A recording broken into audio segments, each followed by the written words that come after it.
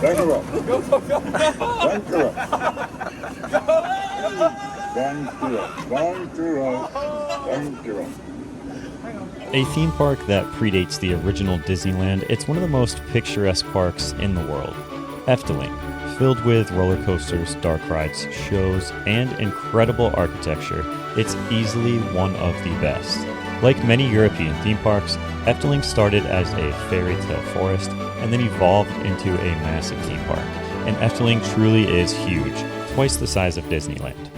Definitely a park that is easy to get lost in, and that's all part of the fun.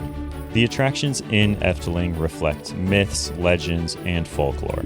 There are original shows, very immersive dark ride attractions, and a Vegas-style fountain show as well.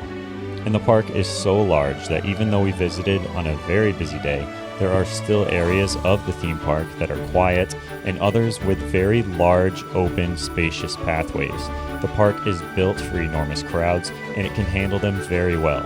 Queues throughout the day are still very long for all of the attractions. This is it, the epic entrance. It's pouring out, but we made it. Staying on site at Efteling gives you access to the park 30 minutes early, and that can be a great deal as queues build up immediately at opening. So if you're only here for one day, having a few rides already complete can really help you enjoy your day more. This park is filled with a lot of attractions that are must-do rides, and we were able to get most of them done. Starting with Baron 1898, likely one of the most picturesque roller coasters in the world, the ride is a standard Bolliger & Mabillard manufactured dive machine with a custom layout, but because of the heavy theming and a small dark ride portion during the ride, it is one of the best. Baron is themed to a story where you are workers in a cave going in to retrieve gold. You, as the rider, to get it. Ah, that's really cool. I guessed it was something to do with like a mine shaft and a ghost. So we, als riders, are actually slaves. Oh, wow. Get this gold. Yeah. U bent verantwoordelijk voor mij een fortuinlijke opbrengst. So, okay. You are responsible for my... your gold. A fortunate revenue.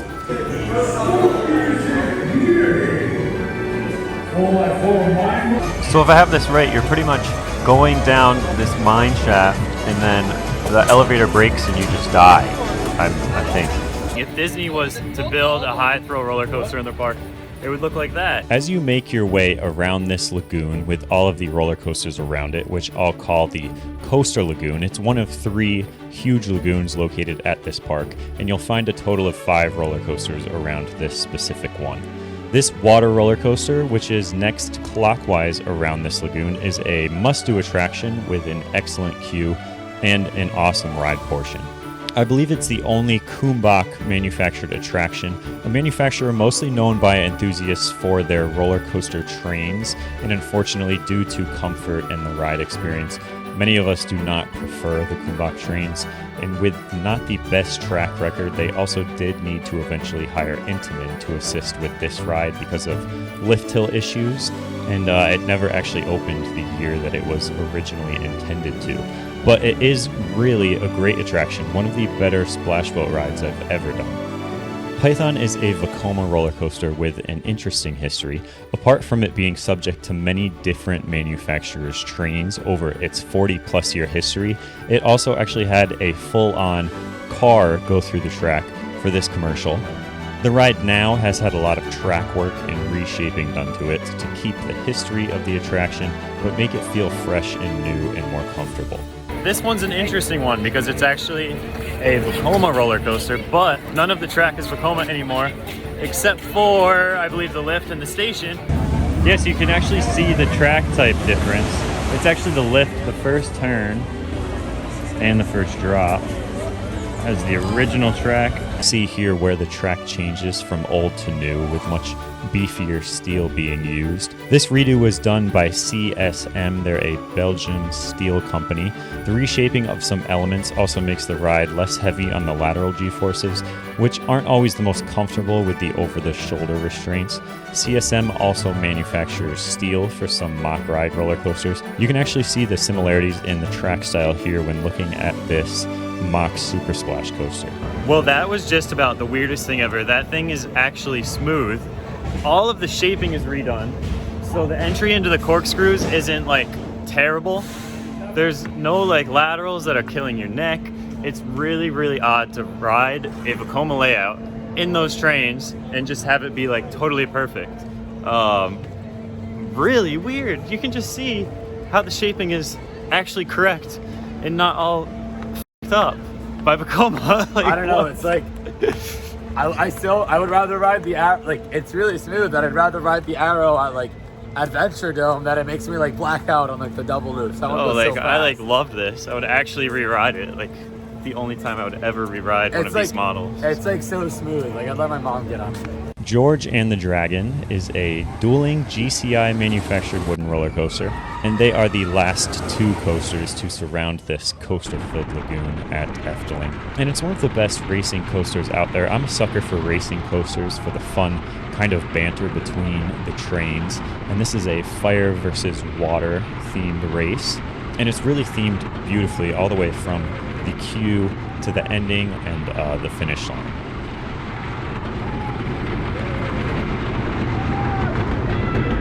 Losers, us. Joris and the Draak. Joris and Draak. Layouts usually suffer when they're dueling or racing, but I think this was pretty good. It stays low to the ground. It carries speed well. I'm very picky with my GCIs. The beginning had cool airtime, but there was a turn that was outward bank that I like. I don't know, towards the ending, it didn't have a lot of airtime. It kind of just meandered around towards the end. A rapids ride is the final major attraction around this body of water, and we'll travel further into the park after this attraction, traveling past Max and Moritz, which is a mock-powered roller coaster that duels on two separate tracks and also features onboard audio. It also has a ton of secrets in the queue of this attraction. So yeah, Max and Moritz are two German pranksters, and they built some own inventions. And one of them is an organ with farting noises. So you actually can make other Efteling music here as well. So like this one.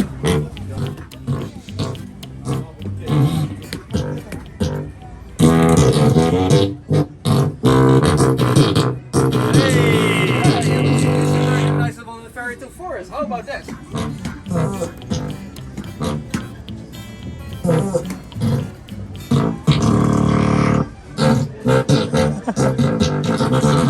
Alright, let's move on.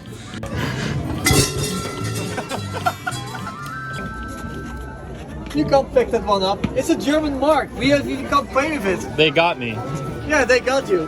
When walking around Efteling, you have a large number of huge promenades and incredible pathways that are inviting and spacious. The paving at Efteling could be the best in the world as well, with just little details on all the pathways throughout the theme park. There's details on the lamps, the water features, the foliage, and more. It's just never ending. You can look everywhere in this park and there's some kind of little detail. And then to the left of this specific promenade lies the fairy tale forest, the entire basis of the Efteling theme park. And once inside, you are completely removed from the rides and you step into a totally different world. You cannot see other areas of the park and you truly feel lost in the woods, discovering tales from Hansel and Gretel or Sleeping Beauty and other folklore and tales. Tour guide Joris would take us on an hour-long journey through the forest where we'd only see some of the best parts of this enormous area.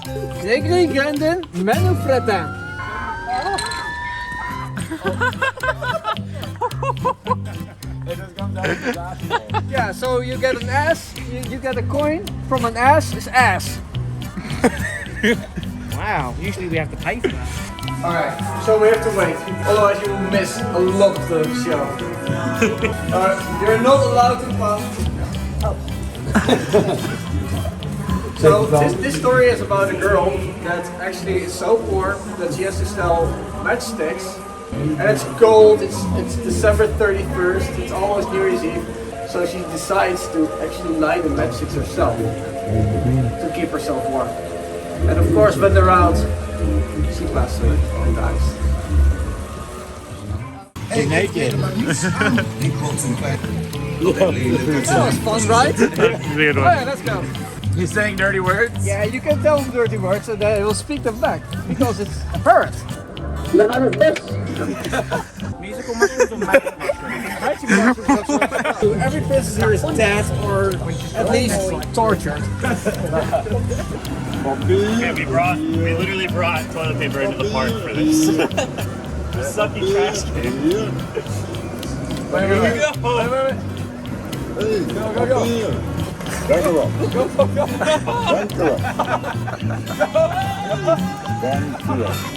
her up. When you get the good stuff. Back her up. Back her up. Go! Back her up. Damn, these Europeans are wild. Back her up. There you go. Back her up. Back her up. Back her up. Thank you. Wow. But when I touch the crown, the dragon will attack me. Whoa! Oh my god. It's definitely something that you just need to walk through while you're here. The largest lagoon at the park features a boat ride with a cable system underwater, and to the left of this large body of water is Symbolica, one of the most impressive dark rides in the world. It's a trackless system featuring multiple rooms, and there's slight differences in the attraction each time you ride.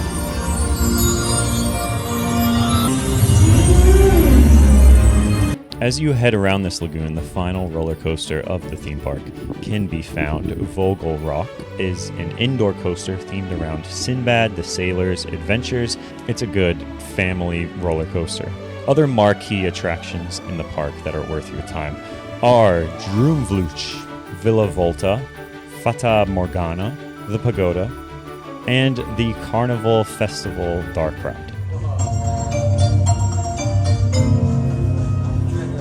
Smaller attractions and family flat rides all around Efteling are plentiful as well. You really don't come to Efteling for the roller coasters, although their collection is pretty good. Efteling is a park about discovery and going back multiple times and finding something different each time. It's one of the best theme parks that I've personally been to, and the future promises some one-of-a-kind rides and attractions as well. Incredible. It's so different from everything else. There's huge pathways. They're so wide. There's tons of space in this park. There's tons of trees. It's like exactly what I look for in a park because I love seeing trees and like big reveals of rides and everything, and that's exactly what the castle reveal is crazy. Like there's two dark rides that are really good that are worth like traveling to. Just like how in languages there's sometimes not something with a direct translation, you have to experience this park. Don't watch it online, just come out and see it for yourself. Yeah, it was incredible. So don't watch this. Why are you watching this video? Come over to my channel. Thanks to these two for showing us around. Yeah, and if you come, that was incredible. You need Thank Joris you. if you come here. Yeah. You cannot. That was awesome. You cannot go to the Efteling without Joris. Just like that, the day had come to a close at one of the best looking theme parks in the world. But to come would be likely my favorite park of the whole trip. Phantasialand and Germany, it was time for 2 whole days here.